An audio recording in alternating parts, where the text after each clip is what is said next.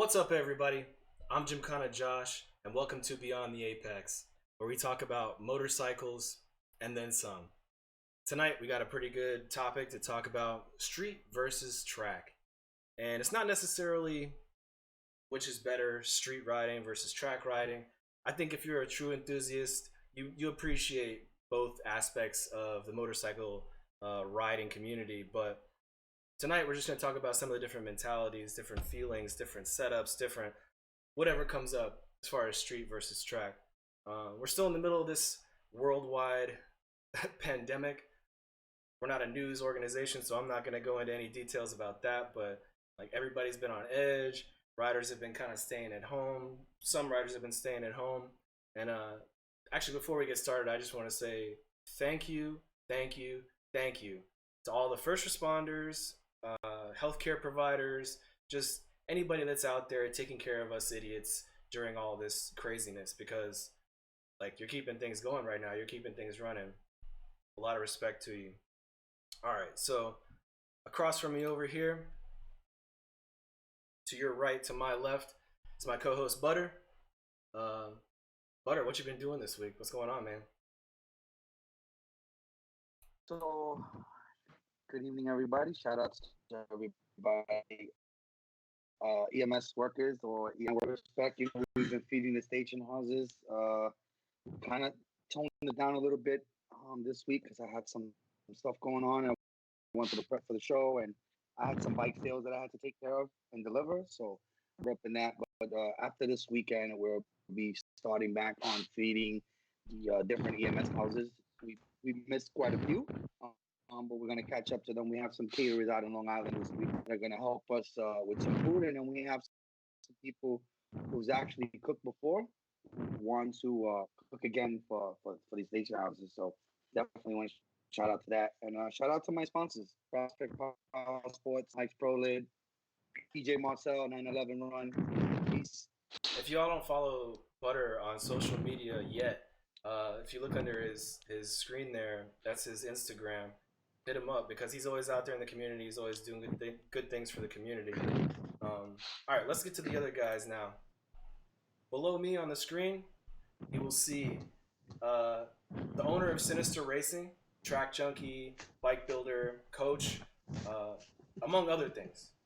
But tonight he is referred to as Mr. Sinister. Uh, Still funny every time I hear. Mr. Sinister, what's going on with you? What's going on with you, Mr. Sinister?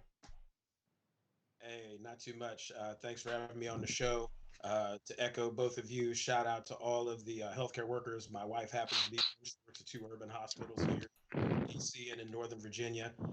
So for all of them on the front lines, thank you. Appreciate it. Happy to be here. Sinister Racing is my race team. It's where the Mr. Sinister comes from. We're based here out of Northern Virginia, 8 riders, and I also sponsor 2 young guys. One just turned 12 yesterday, and his younger brother, who's 7, who do minis, and they're racing up in New Jersey at New Jersey Motorsports Park, NJ Mini GP. So that's my big thing is racing myself, bringing up some up-and-comers, young kids, and being a good ambassador to the sport while still getting those street miles in. That's what's up. Shout out. And then across from Mr. Sinister, opposite side of me, diagonally, is kind of a celebrity around here in Brooklyn. Lives bikes, serves as a mentor to the community, builds bikes, loves to bring a sense of stability and definitely humor to the scene. What we have down there. Emphasis on the humor, right? This is Fast Eddie. Fast Eddie, what's up, man? Shout out to people. Hey, awesome. How you guys doing? Glad to be here. Thank you for the invite. Looking forward to seeing a lot more of this show. Glad to be in the presence of 2 people that I consider legends. Oh, thanks, man. I appreciate Mr. Sinister, just look at the wall. Look at what's behind him. Okay, that in my book says it all. And then we got this other guy over here, the HK guy, the Hustle King. And let me tell you, man, you think I'm a celebrity? This guy right here, forget about it. I take notes on him. Get a room. You know? So I'm glad to be here. I appreciate it. Let's talk. Cool. Let's do this. So tonight, like I said in the beginning, our topic is street versus track, or track versus street. Not to necessarily downplay one versus the other, but I know there's a lot of like misconceptions about, well, mostly misconceptions about track riding. Everybody when they start riding, they kind of start on the street for the most part, unless your parents put you on the track at a really young age, something like that. But I've kind of over the years seen this contrast of mentality between the guys that are like diehard street riders and then the diehard track riders. Now, for many years when I first started riding, I was just a street rider. I didn't really even have a thought in my head about going to the track. I didn't know that was even like a possibility. I thought you had to just basically be some big sponsored race team or something like that. But it wasn't really until I got linked up with some track riders or former track riders on the street, and they started pushing me and saying, like, hey man, now you've got to this point, you really should take your skills to the track because that's where you can kind of like sharpen your fangs. You can refine your skills. And even when they first started telling me about it, I didn't really jump at the chance to go to the track. It costs money. You got to buy a suit. You got to get your bike ready. It was just, to me, it seemed like this big hassle. Like, oh my god, it just seems boring. All this other stuff. So I didn't really give much thought to the track, honestly, until I came back stateside, and that's when I really started hitting it hard. But I really focused on the street. Like that's where I felt the most comfortable was like the roads that I know, like the back of my hand. There's good scenery. There's good like people that you can meet. You can go at your own pace. Blah blah blah. But like I said, we got some guys here on this show right now tonight that have both definitely the street cred and the track experience. So I'd like to see or hear your points of views on this sort of mentality. Like one thing too is like some guys are afraid of going to the track. Like why do you think people are just like opposed to going to the track or afraid to really step their foot out there? Mr. Sinister. Because they think their bikes are too pretty to crash. Well, That's the big thing. That's the big thing. Everybody thinks that, oh, I'm gonna go to the track and I'm gonna go to the track and I'm gonna crash. Can you crash at the track? Absolutely, you Done can. it. Why? Exactly. Because you're gonna push your bike to do the things it was actually designed to do for all the R&D that was put into building that bike. That's why you set your bike up differently for the track. That's why you put different fairings on because a set of $300 fairings for the track is a lot cheaper than a set of $1,000 fairings for your OEM stuff, right? But that's the big thing. Uh, being a teacher, I teach the MSF course. So I teach people how to ride the street to get their license, and I'm also a coach at the track. So I teach people how to ride at the track. There's the two biggest things or two biggest misconceptions are if I'm fast on the street, I'm going to be fast on the track. And I guarantee you, I don't care how fast you are on the street, you're going to come to the track and you're going to get embarrassed your first trip there because you don't know how to do lines, you don't know braking markers, you don't know when to get on the gas and things of that nature. But if you come in there and be humble and you learn and you take it one day at a time, don't try to go from novice to advanced in one day. Learn the lines of the track, learn how to, trail braking, body position, and all that stuff. That's down the line. You don't do that your first couple of days. Go out there, get with a coach, Yo, and learn so something. Hustle King's Green Eyes, thanks for your comments. He said, "Street is life," and I don't look good as a Power Ranger. Sorry, Eddie. Eddie, how do you feel about that? Looking like a Power Ranger, street is life. I know you had something you wanted to say a little while ago. I could see the gears turning. You want to throw something out there? What you got? I got a powder puff girl hanging off my ZX9R license plate. So I don't know about Power Rangers, and she's green. She's Cowie green.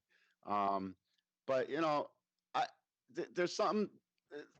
I have a similar sense or similar taste in terms of what that person said. I like the track, and don't get it twisted. I don't go nearly as much as Butter. Um, actually, the last several times I've done a track, it was a quarter-mile track, right? So that's a little bit different too. But I love the track for its intensity and its purity.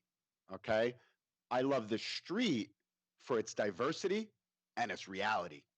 Okay, Damn. Two different things, two different games. Preach. And I'm not saying that I will never tell you that one is better than the other because they both have their benefits. They both have, their aspects and characteristics that separate them. And as similar as they are, they're light years apart in a lot of different See, ways. actually, even at this point now, I could say I'm kind of on the fence between which I enjoy. Like, as a motorcycle enthusiast, as a rider, I can't really tell which one I really get the most enjoyment out of. I think I'm really on the fence 50-50 for both because honestly, even like the last time I was at the track, I was down at Roebling Road Raceway back in March. And for the most part, I was down there by myself. I wasn't with a crew. I wasn't like there with a specific like coach that I latched onto or anything like that. But I was there for 2 days, and by the end of the first day, and definitely by like half of the second day, I was kind of like, man, like I know I could be faster, but the intensity seriously went down. I know it's mostly my fault. It's not, something that's inherent to the track. It's not, the bike or the coaches or anything like that. But I kind of lost that intensity. There was no surprises around the next corner. It was, well, when I low sided and my bike slid off the track, that was a surprise. I wasn't expecting that. But I did kind of lose that edge that I had on day one. Like, oh shit, I'm at the track. I gotta learn this. I gotta be careful. I gotta blah blah blah. And just like the same scenery over and over again. I don't know. I kind of lost that feeling. That's because your butterflies were gone. It's always exciting when Yeah. you're nervous, right? Butterflies are Yeah. always good. Whenever I'm on the grid and that green flag's about to go up, I've been in hundreds of races and I still have butterflies before that first Yep. race of the weekend. But that's the good thing. Now, when you get to the track that first time, it's scary. You're learning something. Again, you will be humbled. If I don't care how fast you are on the street, you're gonna go to the track, and that first day you're gonna be humbled, and you might lose the intensity because of that. Because maybe you're embarrassed, maybe you just, oh man, I thought I was fast. Whatever the case may be. But like Eddie said, as similar as they are, they're light years apart. And I know a lot of guys who started riding the track and stopped riding the street. I will never tell somebody I never ride the street. I do, but it's a different Yeah. experience because when I'm on the track, I'm trying to push the bike to the limits. I'm trying to push my body to the limits without crossing and being a Mark Marquez and flopping all over So the track. speaking of Um, butterflies, but when I'm on the street, I'm trying to enjoy myself. Butter, you have a mentality about street versus track. I think you said last time that like, or maybe on a side conversation that we talked about something. You don't even really ride New York City. Like the danger level or the other drivers. Uh, if you can elaborate on that, I don't know all the details, but So, explain that, please. so I like to do both. I am a master of doing both, and when I say that, it's um. So New York City is a Hmm. suicide trap. I have a hashtag no five boroughs. I believe if you ride in the five boroughs of New York City, sell your bike. Hmm. You're not a biker. You out there advertising your shit. And I'll call anybody out on that. You know what I'm saying? I know dudes that could ride their ass off. And they go from fucking Coney Island to Astoria Park. That's just not my thing. If we're gonna ride, let's put 400 miles, like Mr. Sinister would say. Go out in the day, come home 800 miles on a bike. That's riding. You want to get on the street, go out there and ride. There's a lot of roads outside of New York City that are fire. I just took a group of guys down this week out to the Poconos on a back end road, and a lot of guys were like, "Man, this is a nice ride. The road is nice. We saw no cops. I mean, some dudes was topping out at 170, having fun. We all Don't got there incriminate safe. yourself. You know, Don't we had incriminate our little yourself now. moments. I ain't gonna say that shit. Saying like, it Yeah. is what it is. But you know, so there's levels to this shit. Some dudes, listen, I give dudes, I see dudes on the Bell Parkway sometimes flying at a buck 30, buck 40, and the only thing I can say is Hmm. God bless them. May they get to where they're going safe. Because I tell you, a lot of times people are not getting home safe riding those speeds in the five boroughs.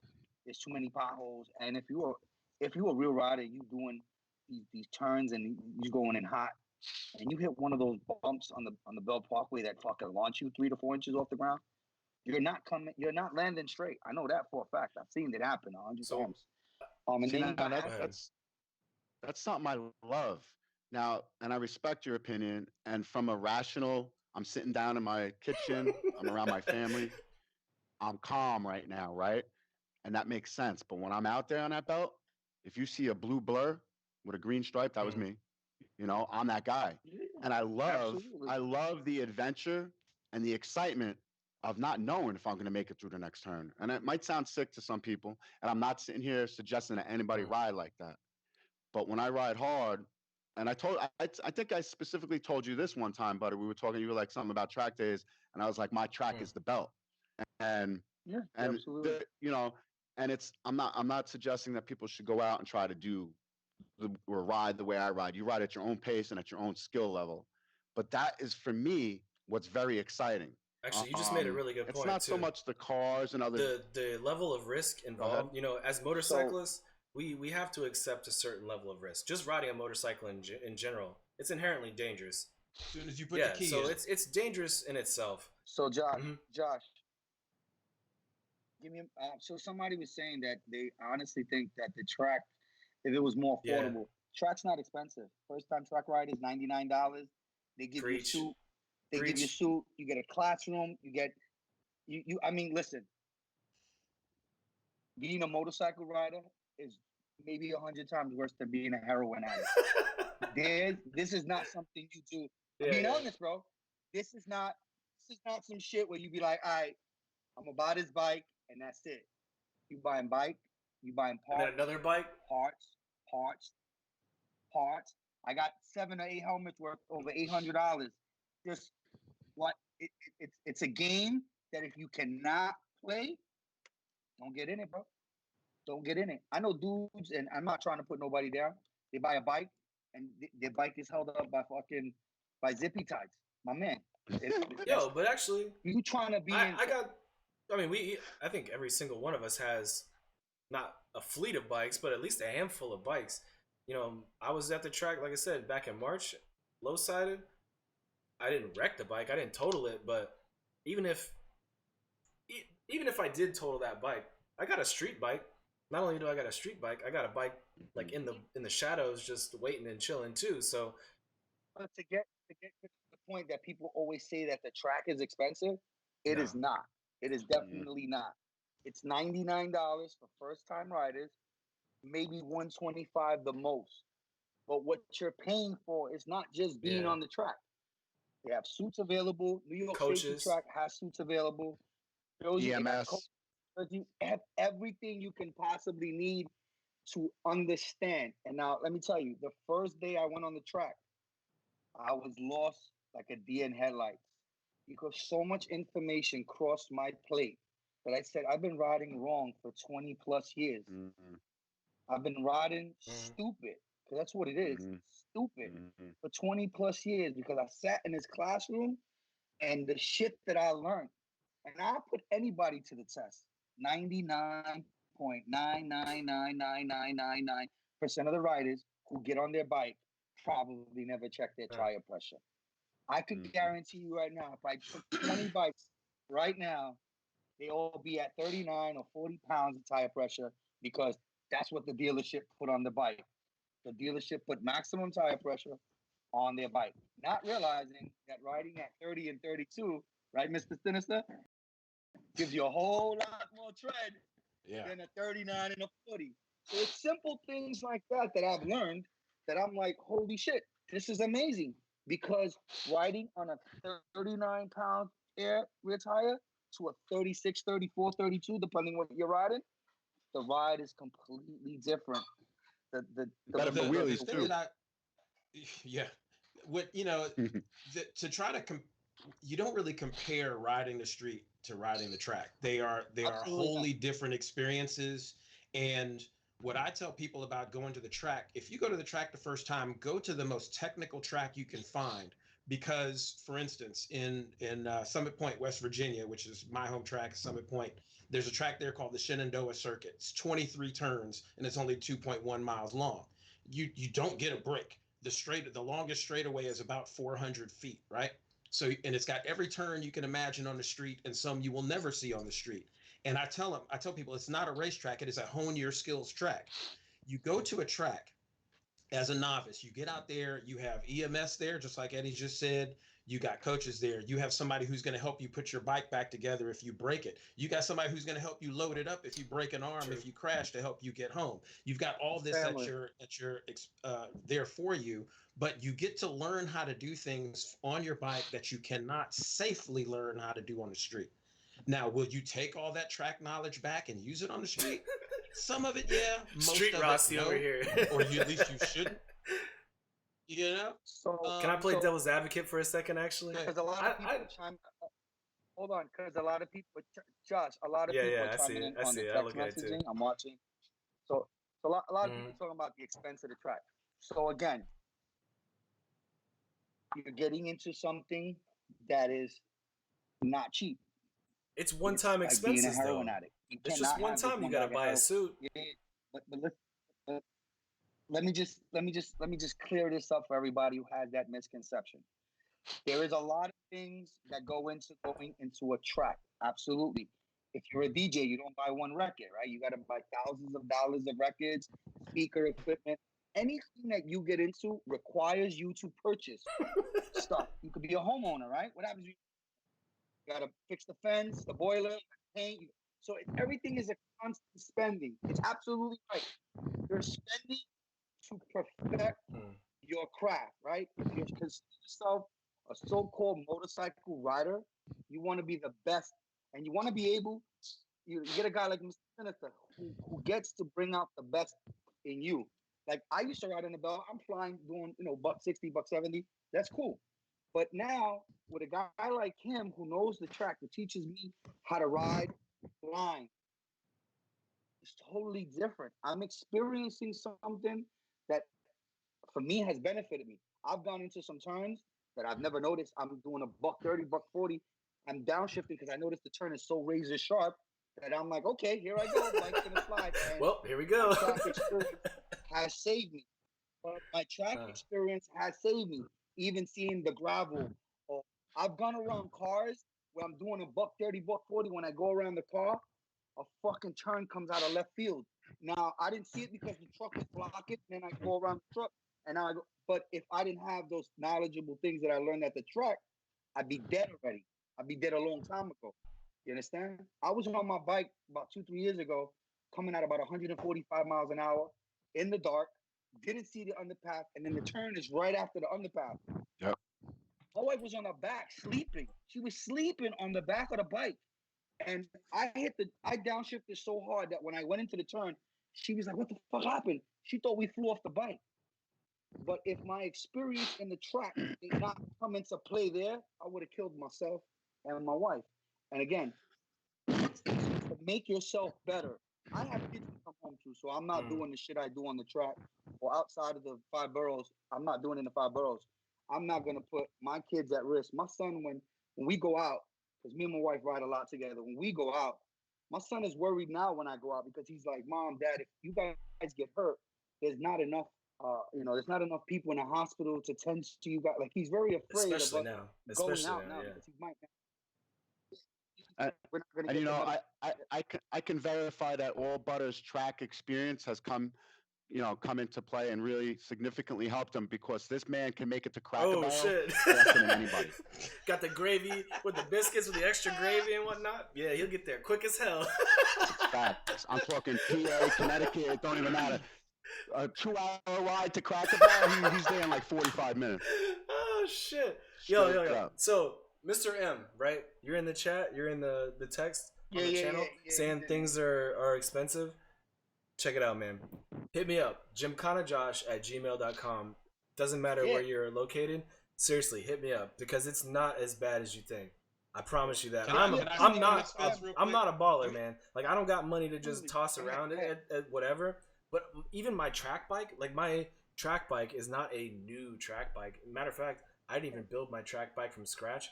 I paid $3,000 for my track bike, and that was probably even more than I should have paid for it. But it's not crazy expensive, even just that. And you could hit us up, man. I'll personally take you to the track myself. Right. I will tow your bike so you don't have to risk the expense and show you how we do at the track.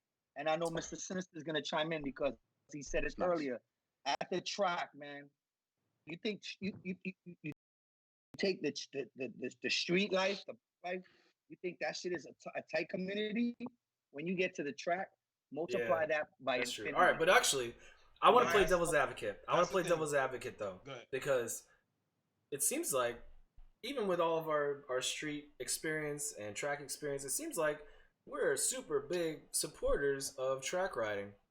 I'll play devil's advocate and say that going from mostly street riding and then stepping my foot on the track, yeah, I had a lot of great experiences. Yeah, I definitely improved my skills on the track.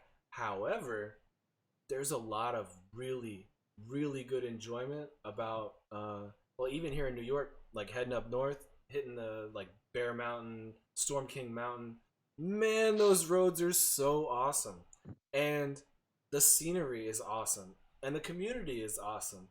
Yeah, you don't have coaches per se, but you do have a lot of really knowledgeable people in the community that show up to these spots and are willing to like tail you or lead you and or record you even and tell you where you are making your mistakes, and the knowledge that you get from like, this is my backyard, this is my turf, and I can run these roads faster than all of these people. There's something pretty cool about that. You know, when I do enjoy going to the track, don't get me wrong, but to play devil's advocate, there's a lot of things, man. So I was living in Japan. I lived in Japan for 6 years, riding a motorcycle there, meeting like Japanese riders and Americans too that that really try and perfect the craft and learn those roads, and you know, just the ability to meet up at whatever time you want, fill up whenever you want, wear whatever you want, and just go. No, not whenever you want. Before kickstands up. But that's not what people do. That's not what people do. Like you say, kickstands up at 08 o'clock, but it's gonna be 9 o'clock before you leave. So that's not how it works. Yeah, Not I if mean, you're in pull up Gotham. before kickstands If up. you're a member of Gotham, KSU 9 o'clock, you'd be pulling out at about 12:30. Hey, so peep this. Like I said, like we were talking about earlier, I ride on the track more than I do on the street now, just because from March to October, that's my race season. So at least 2 weekends a month, I'm at a track somewhere between Jersey and Daytona. So I'm driving all up and down the East Coast racing at track. When I do get on the street, it's usually when I'm teaching the MSF course, but also I like to get on the bike and just do lazy rides because we got really nice roads here in Northern Virginia. But I grew up in LA, and 20 minutes from my house, I'm in the canyons. I'm in the canyons all day. And I could get out there. I rode this one road, Temescal Canyon Road, every Sunday for years. And it wasn't until I took my dad's cruiser out that I realized that there was a lake on one side of the road that I had never seen, because I'm always balling through the turns. And you know, when you're out there and you're balling and having a good time, you miss a lot of that scenery. Because come on, let's be real. If we're out there on a sport bike, we're balling. We're not out there trying to go through and enjoy the scenery and see the changing of the leaves in the fall and all that other stuff. We're out there balling. So I still ride the street, but I reserve that for cruisers because I want to go slow and I actually want to see what I've been missing all these years doing 100 No, we plus. still stop and smell the roses, even on sport bikes. We still stop and smell the roses. Because actually, the way it's been set up in the past for me, right, street riding is like, we'll meet up at a certain spot, kickstands up, go someplace, and then from this point to this point, we're killing it. But at that first stop, we stop and smell the roses. We take pictures, we take selfies, we shoot the shit, smoke our cigarettes, you know, maybe get a drink from one of the vending machines, something like that, and then get back on. We'll cruise to another little spot, and then from that point, we kill it. And then it's kind of like off and on, off and on. I guess, I mean, it's, yeah, maybe not the same as being on a cruiser. I want to bring up a really good point. So what I've learned at the track is, so riding motorcycle, you're engaged. 100% of your brain is engaged. Now, let's just take for instance, and I'm gonna make this very simple. When you're on the street, you got to worry about cops, traffic, the next idiot on the bike, potholes. There's so many variables that you got to worry about when you're trying to have fun. Now imagine removing all those variables and you can focus on just one thing, hitting the fucking apex. True. And at the track, it's not really about how fast you can go. It's how fast the time you can do. So you mentioned having fun. You know that you mentioned having fun. Is it really fun to be like at the edge at all times? I mean, it's because think about it. But that's in both places. You could be on the edge at all times on the street or on the track. But think depends about on your situation. You going full throttle and you're going all out, no holds bar, but you don't have the other fucking 20 variables around you to worry about. The only variable you got to worry about at the track is, taking a turn too hot or something, something going wrong. But the fact that you can focus on the ability to just ride, and that's it. Focus on hitting that apex. Now, you want a Belt Parkway, you coming off the Southern State where the belt turns into the Southern States, like a little hill, and then it turns into a really super turn.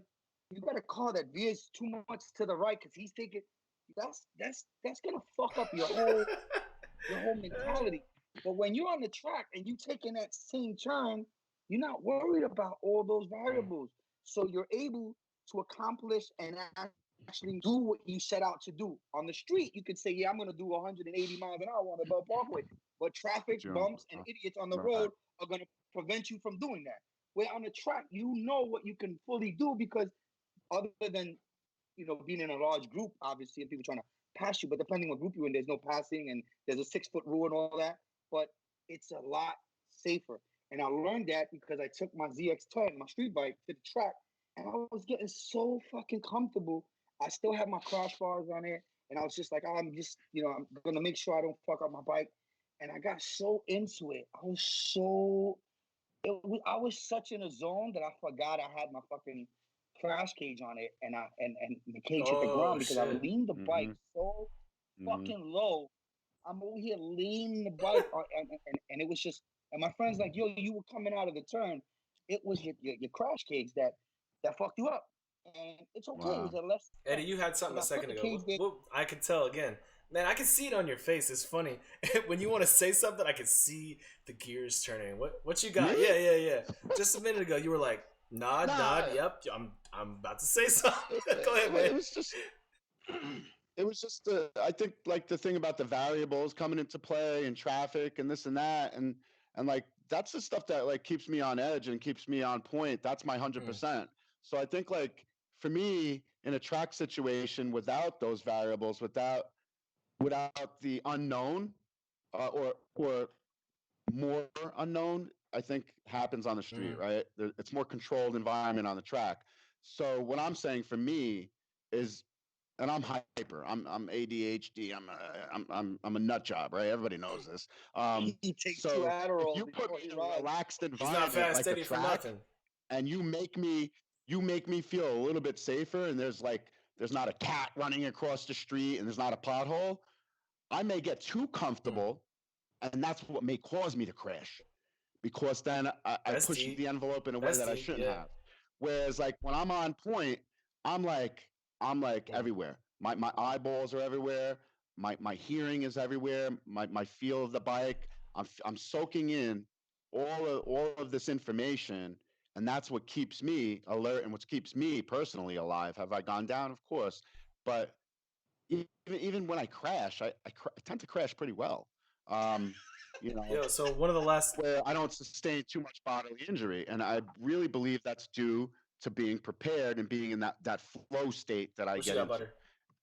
So this question, Josh, we're gonna let Mr. Sinister talk right now.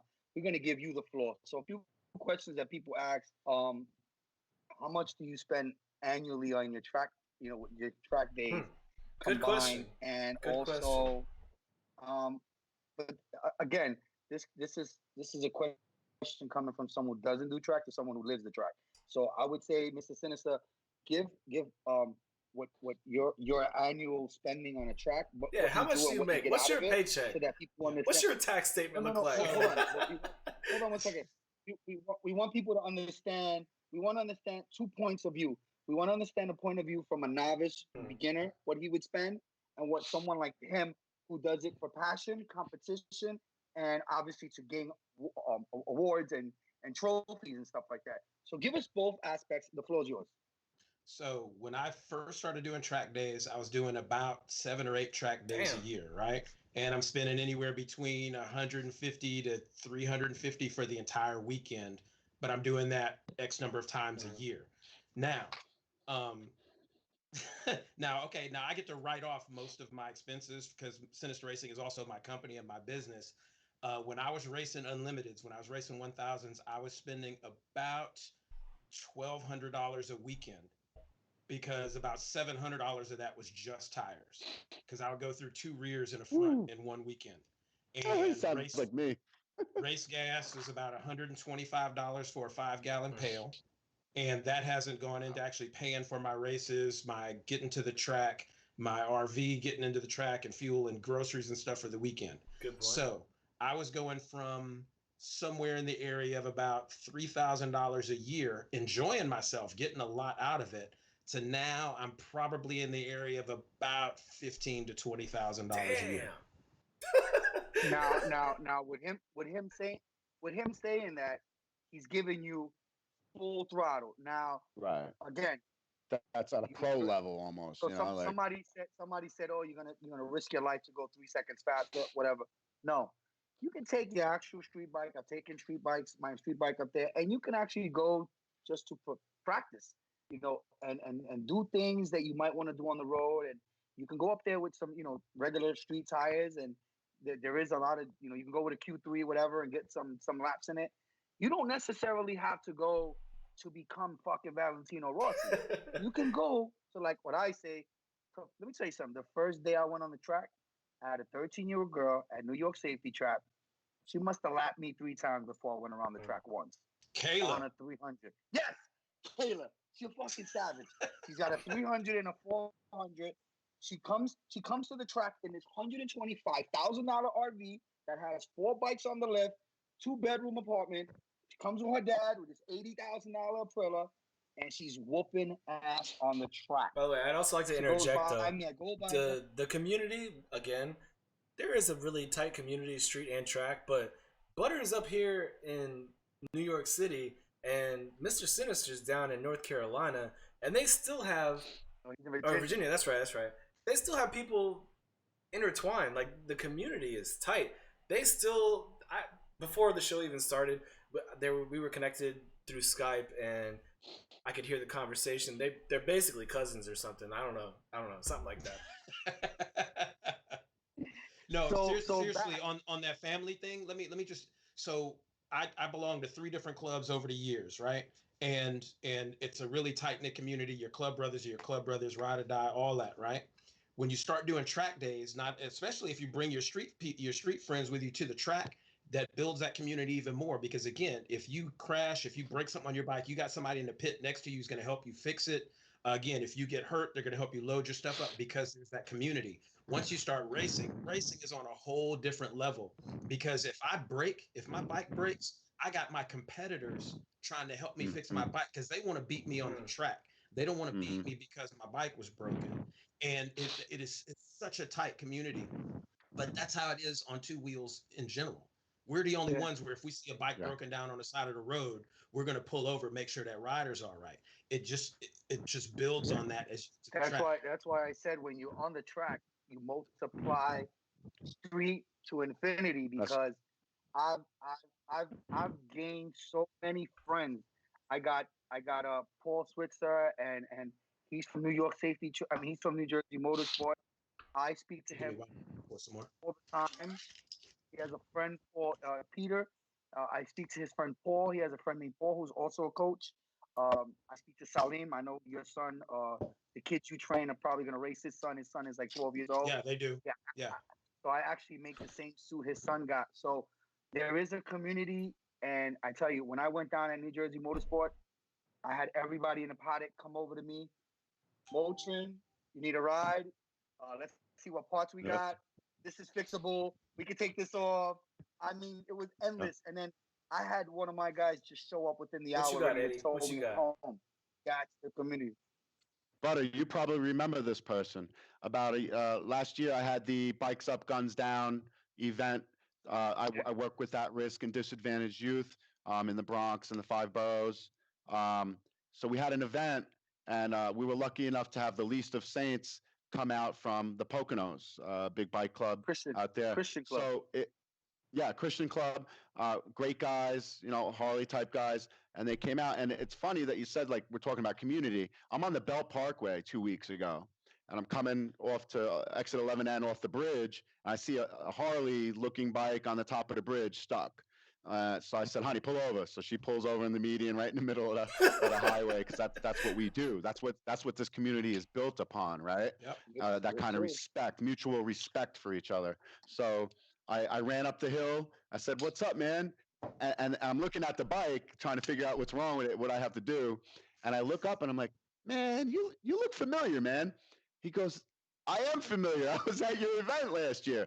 And it happened to be a guy that I really bonded with at the event, right? And I said, get out of here. What are the odds that this guy's broken down, right? I just start this mobile mechanic business, fix my moto. And I'm like, I got you, bro. I got with him. We pushed the bike down a hill, pulled it into the Toys R Us parking lot on 11N, right by the state police barracks there, drove his ass home. And then I got the job out of it. I was able to fix his clutch, install his clutch for him. And the odds of that happening, right? And that's what this community, that's why I love this community. And that's why I think it's important that Butter's expressing like how that tight-knit community is it's tenfold at the track. And maybe that's something that I need to, venture into more, So because what I I really learned, love that part of this life. so what I take out of the track, like there's two places in life, they're different ends of the spectrum, so you can see how far we come as a society in the middle. If you take 100 kids of different nationalities in a preschool setting, race does not play an issue in that setting. They're all playing in the sandbox. They're all playing with the whatever things are in the playground. Now move forward through life. There's racism everywhere. But when you get to the end of the spectrum, which is the bike community, there's all nationalities there. And that shit goes out the window. It's all about the one thing in common, the bike. So, as the kid in the there's a trust thing there too, because when you ride with your boys and you got your tight clique that you ride with, you trust them completely, and you guys are going to roll and do whatever you're going to do. When I'm on the track at a track day as a novice, it's different. You don't really know anybody. You're still learning. So is everybody around you. As you progress and get better, you start to trust these people that you ride with. The people I race with, I trust them implicitly, because I am literally turn one off the start at any race. I'm putting my life in their hands, because it's a shit show going into turn one, because you got 8, 9, 10 bikes all trying to go through turn one at the same time. But these people that you race with, they can hold a line, you trust them. Can somebody low side or something like that? Absolutely, it can happen.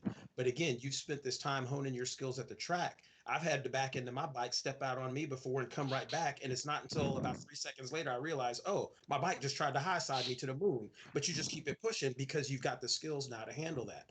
And you can't learn that on the street. You can take it back to the street. So that's why I said never give up street riding. Somebody said earlier, street is life. Well, yeah, street is life because you live out in public and you ride on public roads. But go to the track, hone your skills. Will you balance it out and do 50-50? Maybe. Will you still do 90% street and do a track day 2 or 3 times a year? Maybe. Will you do all track and still ride on the street on a smaller bike or heavier bike? Maybe. But you got to get that diversity in your riding. The gentleman who mentioned street is life, he's got a couple of schools. He rides in the snow at Connecticut. There is something, the elevator has 10 floors, but his only goes up to the Green Eyes. I love you, my brother. He's a savage on the street. I know I've ridden with him. A lot of guys have ridden with him. He's a savage on the street. But I think a guy like that, I take him to the track, it's a wrap. It's a wrap. Because there's some people that have it. I have a gentleman, he's from the 730 Boys. His name is E-Dub. I met him. I know him my whole life. We grew up together. I bumped into him after several years at a funeral, and I saw him on a bike. And I'm like, yo, you ride? He's like, yeah. I started 2 weeks ago. I'm like, what? So, me and homie grew up in the same hood together. We friends. So I said, yo, you got to ride with me. Yo, boom. He became a hustle king. And the first ride out we had, I'm like, how long you been riding? He's like, 2 weeks. I was like, no way. Hell no. I've been riding 20 years and I can't ride as good as this fucking kid. He had the it. And I know when you get people like that and you put a guy like that on the track, you could have just imagined the endless possibilities of how fucking good he can be, how high he can take it. Because you could be a good street rider and you go to the track, you're even better. You can compete like Mr. Sinister. You can go for trophies. Now You have a reason to spend this money. Yeah, it's expensive. Like you come home with a trophy, sitting on a podium, and I know like Mr. Sinners, he can verify this. When you get that good, motherfuckers is writing you checks. Yeah. They're writing you checks, man. Yo, put my logo on your bike, put my logo on your tracksuit. Now you're riding and getting paid to ride. Yeah. Come on. That's sweet. I can pull up one of my 26-page proposals that I have to give to corporations at the beginning of the year for looking for sponsorships and stuff God like that. That's like going to the strip That's cool. club. That's like going to the strip club and the girl paying you to dance. Well, they usually pay me anyway, so it's all good. But I'm saying, if you on the track, you actually just gonna get to the track, and you got 5 or 6 sponsors throwing you a couple of $100 a month. That helps on your track day. I mean, Ricky O'Hara is a friend of mine, and Ricky gets love everywhere. You know what I mean? Like, there's so many people, and I even street guys. I know.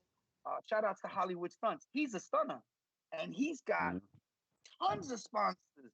He's got dudes writing him checks. The dude was at a halftime show for the NFL.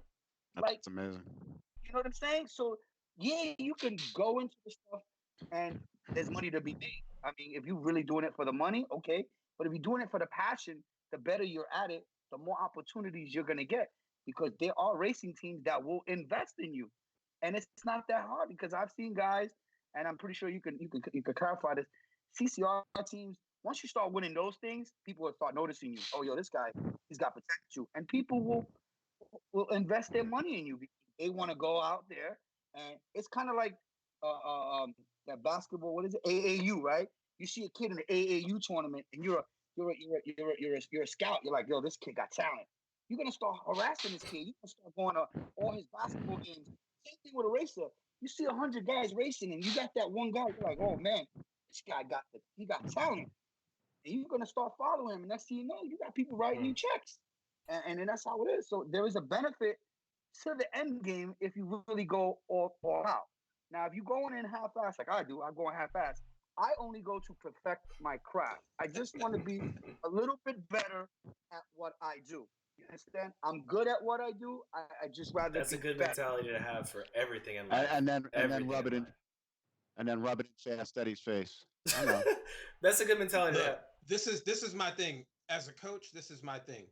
I love to see the light bulbs come on, right? I love it when somebody's doing something and I'm going, because I'm a teacher and a coach by nature anyway. I love it. I'll go out on the track. I'll be in front of somebody for 2 laps and I'll show them the line. I'll wave them past. I let them go for 2 laps. I find out where they're weak. I get back in front of them, tap the tail, and I take them through those spots and show them, and then they do it right. And I get off the track with them at the end and I go over everything that we just went through for that 20-minute session. And they're like, oh, I get it now. And I love that. And I tell everybody I spend any time with at the track, I want you to be faster than me. I'm coaching you to be faster and better than me. I'm a fat old dude. So you're a young, thin guy, you need to be faster than me. You need to be doing all that. And I'm 51. Last year, actually 2 years ago, 2018 was my most successful year. Last year, I did pretty damn good. But I'm 51. I don't have anything to prove to anybody.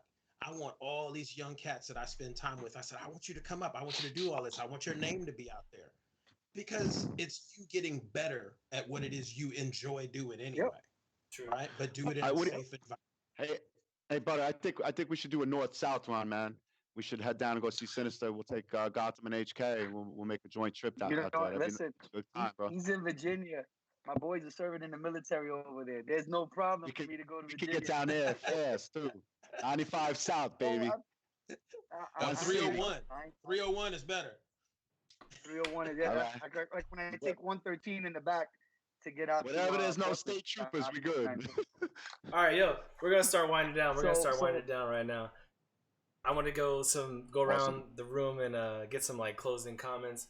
Butter, what you got? Closing comments. So for you guys that on the chat talking about pricing and all that, hit me up, man. Let me take you out on a track day. Come out. Don't, the fear of spending money. And listen, again, you go to the whorehouse, you got to spend money, right? You want a bike, you want to do bike stuff, you got to spend. It's real. It's realistic. You got to give people. You got to let people know that it's just like any part of life, right? Some people like to eat. I like to eat, right? I eat out 5 times a day. My tab a week is $400 or $500 a week. I eat out a lot, right? But that's the consequence I pay for wanting to eat out. Same thing if you drive a car, any habit that you have. It could be drug habit, it could be a baseball habit, it could be working out. People buy steroids so they can get bigger. Whatever you're into, you have to spend money to do it. And riding is no difference. It's important for me to tell people, don't be afraid of the financial cost. I get it. Not everybody can afford it, but there are reasonable places and there's ways to get to a track that is not gonna blow your budget. Again, you got into this game. Note that this game is a very expensive game. I am on my fourth bike. I just finished fixing up my track bike, and as I fixed up my track bike, I went through a fucking $300 tire. It's another $500 expense that I wasn't expecting. But you know what? This is what I do, and as long as I put food on the table and the bills are paid, I have no problem. My wife has no problem what I do with my money because it's something I like to do. I don't want to work 60 hours a week and then on the weekend say, well, I don't want to spend $300 to go on the track because it's not feasible. I'd rather go do a weekend on the track than go on a vacation. That's just me.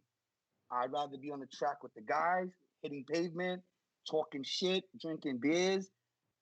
So if you guys want to go on the track, please hit me up. If you guys are in the VA area, hit up Mr. Sinister. His Instagram is right below his name there. Definitely, you can hit him up through there. I have people that are really good to me.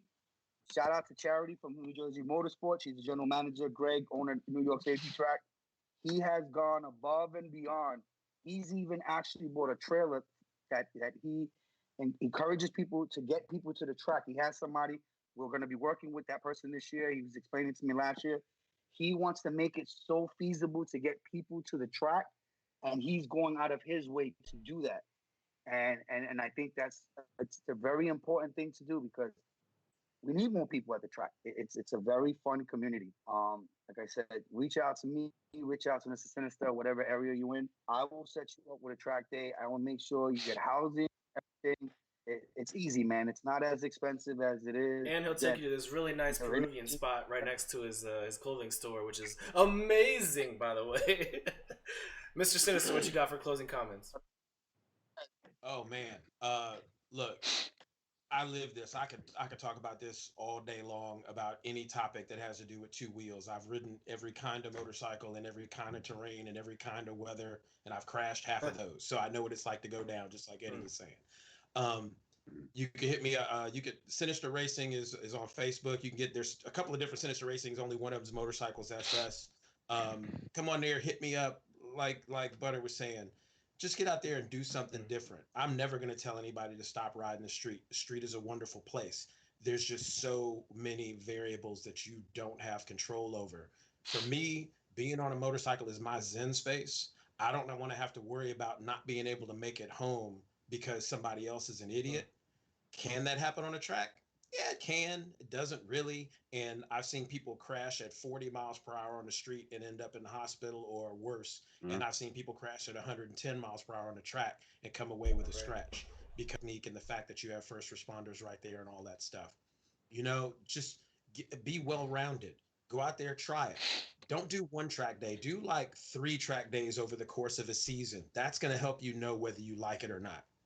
It's going to help you determine whether you want to get a dedicated track bike or if you want to get a bunch of different parts for your one street bike. That's a pain in the ass, really, to switch stuff back and forth. Get a beater. Just get a beater bike to get on the track because if you crash it, you're not going to care because you didn't spend a lot of money on it. But I'm going to take you through tech. I'm going to make sure your bike is safe to ride. I'm going to make sure you're safe to get on the track before you go out there so you don't hurt yourself or somebody else. But give it a shot. Try it. It's something new. If you don't like it, don't do it. Expense is an excuse. True. Yeah, anything's expensive. Just like Butter was saying, if you really get into it, you're going to spend a lot of money on anything you really enjoy doing. So don't let that be an excuse. Plenty of track day organizations have a first-time rider, first-time experience deal. Get out there, try any track, not just one organization. Go to different places, try it with different organizations because the rules are different, the people are different, the experience is going to be different. And again, if you like it, keep going. If you don't, don't. True. Fast Eddie, what you got? But hit me up. All right. Thank you for having me on tonight, guys. I appreciate it. Just want to shout out the New York City Gotham Riders, President Ronnie Pichon, VP Tosh. We got Luis Salgado. We got Melvin Roman, Jamie Acevedo, Joker, Michael Alonso. Thank you guys, because without them in my life, I wouldn't be here today doing this. HK, big props to HK, the Hustle Kings, everything Butter does for the community, everybody around here. Big bro, he's my big bro. Also want to throw out a big shout out to Easy Powder Coats up in Staten Island. Now you all know I do powder cone, but you got to bring that big stuff to Easy. All right, but I'll be working there with him, so don't worry about that. We got you covered. And we're doing liquid wrapping. We're doing mobile bike mechanics to your house, paint, plastics, you name it. Fast Eddie got it. I just want to let you guys know, if you can go fast, you got to go Fast Eddie fast. All right. That was the greatest. That was the greatest right there. That was all right. Great. That was great. So honestly, all you guys, thank you so much, Butter, Mr. Sinister, Fast Eddie. I love you guys. Thank you for joining me on this show. I really hope this turns into something amazing. This was a great show. I really enjoyed talking to you fellas. It's awesome. For all you guys at home, please subscribe to my channel. Hit the like button. Hit the subscribe button. Basically, we're going to keep doing this every week until I can't do it anymore, or until none of us can do it anymore. Every Wednesday, 8 p.m. Eastern Standard Time, Beyond the Apex. We're going to talk about motorcycles. We're going to talk about everything else. We're just going to have some fun, drink some whiskey, and enjoy life.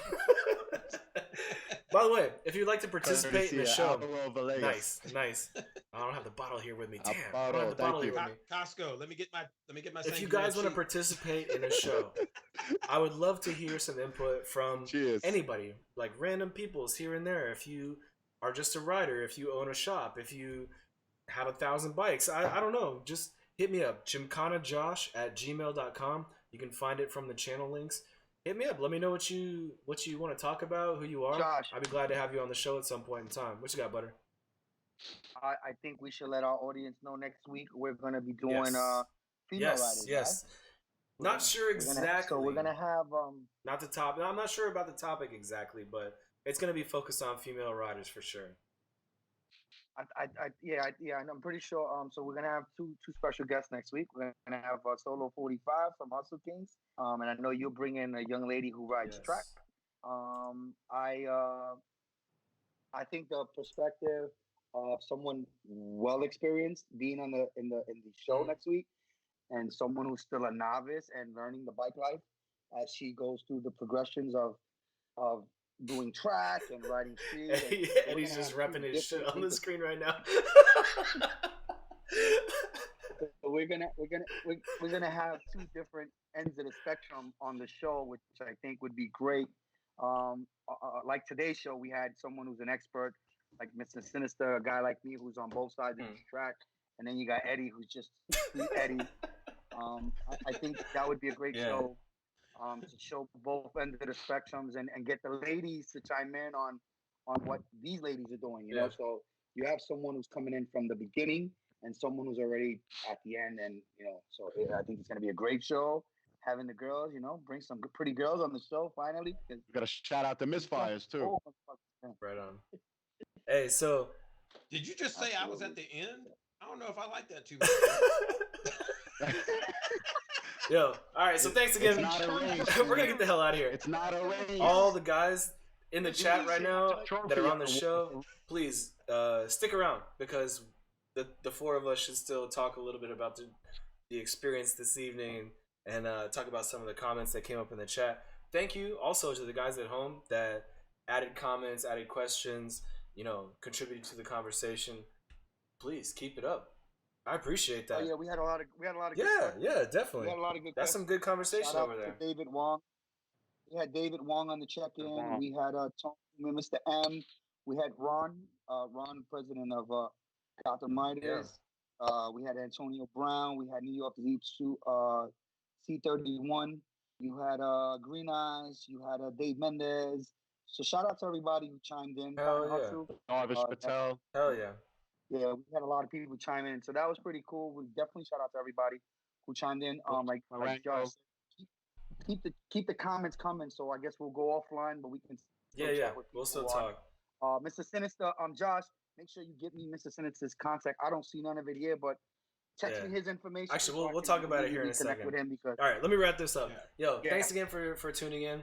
Stop back by again next week, Wednesday, Eastern Standard Time, 8 p.m. Beyond the Apex on my channel, Gymkhana Josh on YouTube. And as I always say, leave this world better than you found it. Take it easy.